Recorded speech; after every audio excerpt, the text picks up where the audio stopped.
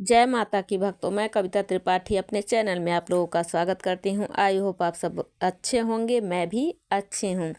आप सभी को भाई दूज की बहुत बहुत शुभकामनाएं एडवांस में मेरी तरफ से और मेरे परिवार की तरफ से। तो देखिए भाई दूज कब है, ये वीडियो मैं डाल चुकी हूँ, आप लोग चेकआउट कर लीजिएगा। और आज अब मैं लेकर आई हूँ व्रत कथा। भाई दूज की व्रत कथा क्या है, कहाँ से भाई दूज की शुरुआत हुई, तो वही मैं आप लोगों के सामने लेकर आई हूँ। तो चलिए देर ना ज़्यादा बातें ना करते हुए वीडियो शुरू करती हूँ।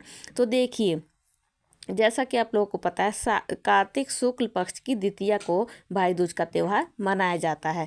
तो कथा कुछ इस प्रकार है। सूर्य के पुत्र पुत्री यमराज और यमुना बहुत दोनों भाई बहनों में बहुत प्रेम था, परंतु बाद में राज्य कार्य के कारण यमुना और यमराज आपस में अर्थात बहुत राजकार्य को लेकर बहुत बहस एक तरह की से लड़ाई हो गई, जिसके कारण यमुना जी जो यमराज जी थे वो यमुना जी को भूल गए।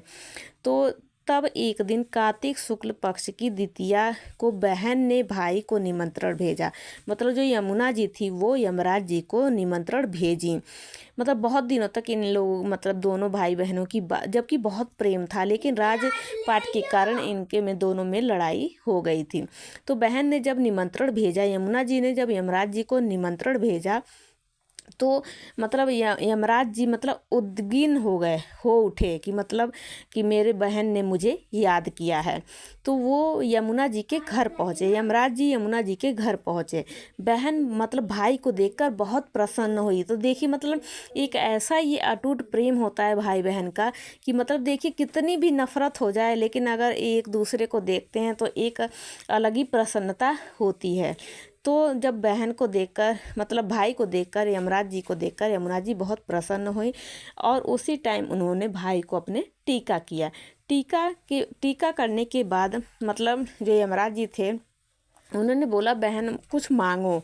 तो बहन ने मांगा कि आज के दिन जो भी वो तिथि थी, वो तिथि थी शुक्ल पक्ष, कार्तिक शुक्ल पक्ष की द्वितीया की तिथि थी। तो जो भी बहन आज के दिन अपने भाई को टीका करेगी, आप उनकी रक्षा करोगे। तो देखिए ऐसा माना जाता है कि भाई दूज के दिन बहन जो तिलक करती है, उस तिलक के कारण भाई की कभी अकाल मृत्यु नहीं हो सकती।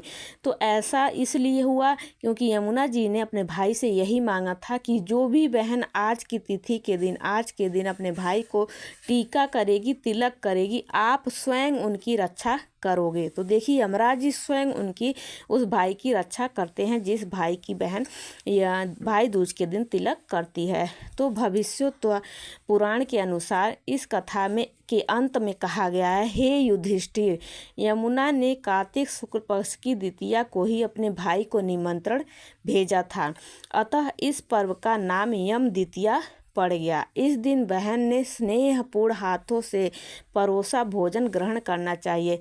यानी देखिए रक्षाबंधन पे तो बहन आती है, और भाई दूज के भी दिन बहनें आती हैं भाई के यहाँ, लेकिन भाई को अपने बहन के हाथों का भोजन करना चाहिए भाई दूज के दिन, ऐसा हमारे शास्त्रों में बताया गया। और इस कहानी में भी आप सुन सकते हैं कि जो यमराज जी थे अपने बहन के हाथों से परोसा। इससे यही निष्कर्ष निकलता है कि भाई को अपनी बहन के यहाँ पर भाई दूज के दिन जाना चाहिए और तिलक करवाना चाहिए, और बहन अपने हाथों से स्नेहपूर्ण हाथों से भाई को अपने भोजन कराना चाहिए बहन को, और भाई को ग्रहण करना चाहिए स्नेहपूर्ण से।